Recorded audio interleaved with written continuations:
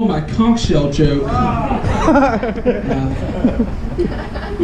I mean, I've got a big head, right? So, right?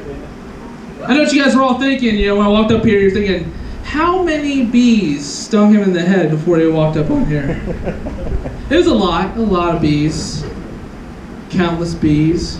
Having a big head's tough, though. It's really tough having this big of a head. It's like, have you ever gone to a department store and tried to find an extra large size neck hole on an extra small t-shirt? It's hard. It's hard. Excuse me, ma'am. Do you have a shirt in which the neck hole could pass a fully ripe watermelon, yet the torso fits snugly around a husky 8-year-old? It's hard to find those. It's hard to find. I can't wear turtlenecks, because every time I wear a turtleneck, it looks like I'm wearing a really baggy scarf. It's like, hey Daniel, it's a really cool infinity scarf you got there. It's actually a turtleneck that I recently ruined. Every time I wear a turtleneck, I look like I'm wearing one of those Shakespeare collars.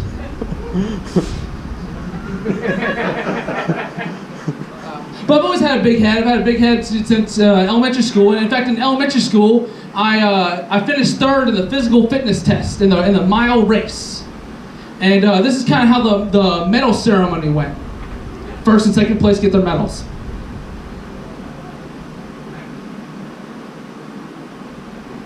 And then he gets to me. He's like, ooh, uh-oh. And he just kind of hands it to me. And so like the national anthem's playing on the loudspeakers, and the kids are proudly standing there with their medals on their chests, and I'm just kind of holding mine up in the air. It was really rough. It was rough, you know, having such a big head. So I asked my dad for advice. I said, Dad, people keep on telling me I have a big head. Like, what should I do? He says, Daniel, I got some advice for you.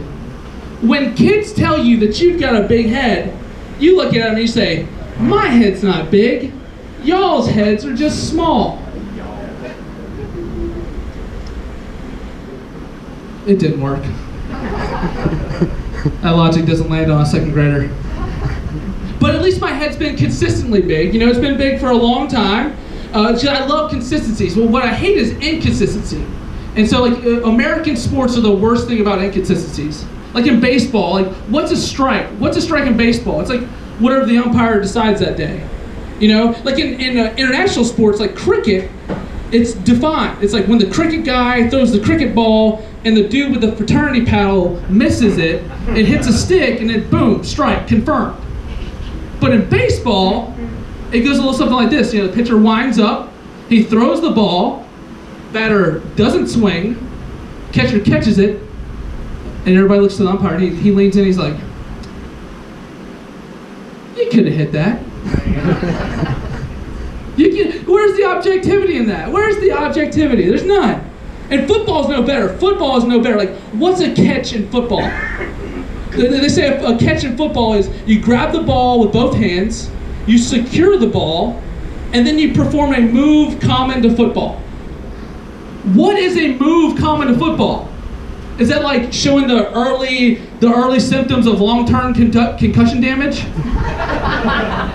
It's like, do you imagine the guys in the booth like reviewing the play to see if it's a catch? The guys are like, let's look at the tape, John. All right, clearly the receiver catches the ball with both hands. He secures the ball. And it's hard to tell from this angle, but oh, right there. If you zoom in, you can see he forgets the names of his children. That looks like a catch to me, John. That looks like a catch. Let's go down the field for the official review. Yeah. The referee comes out. He says, after reviewing the play, the receiver grabbed the ball with both hands. He secured the ball, and then struggled to use basic cutlery.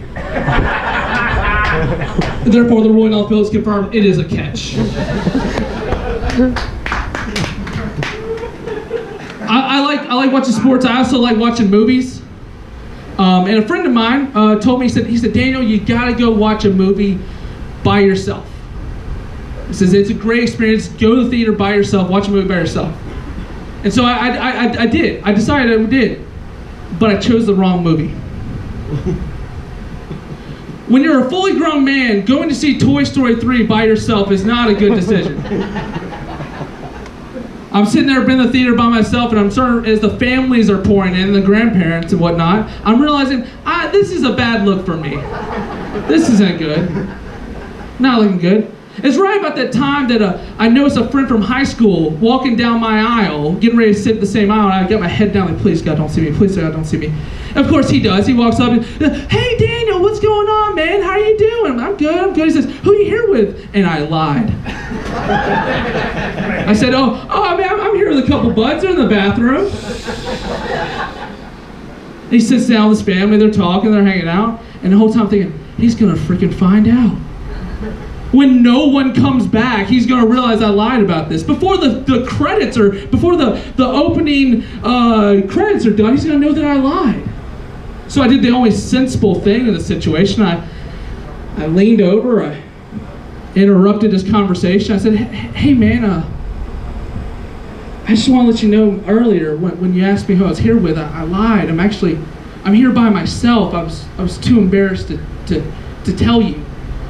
And he looked back at me with a really concerned look in his eye, and he said, how many bees stung you in the head before you got in here? Thank you guys, Daniel.